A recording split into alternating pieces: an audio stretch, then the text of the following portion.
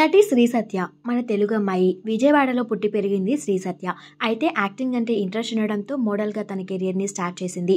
ఆ టైంలోనే పలు సినిమాలు, వెబ్ సిరీస్ అలానే సీరియల్స్లో నటించే అవకాశాన్ని దక్కించుకున్నారు. తనకొచ్చిన పాపులారిటీతోనే తెలుగు బిగ్ బాస్ అనే రియాలిటీ షోలో పార్టిసిపేట్ చేసే అవకాశాన్ని దక్కించుకొని బిగ్ బాస్ బ్యూటీ క్వీన్గా ఎంతో మంది ప్రేక్షకుల అభిమానాన్ని సొంతం చేసుకున్నారు. అప్పటి నుంచి తన కెరియర్లో బాగా బిజీగా గడిపేస్తున్నారు శ్రీ సత్య.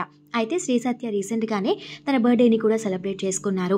అలానే జీ తెలుగులో సూపర్ జోడీ అనే డాన్స్ షోతో అందరినీ అలరించారు. అయితే శ్రీ సత్యకి సంబంధించిన ఒక వార్త ప్రస్తుతం సోషల్ మీడియాలో వైరల్ అవుతుంది. శ్రీ సత్య బర్త్డే రోజు తన ఫ్రెండ్ తన హల్దీ ఫంక్షన్లోని కొన్ని ఫొటోస్ని షేర్ చేసుకున్నారు.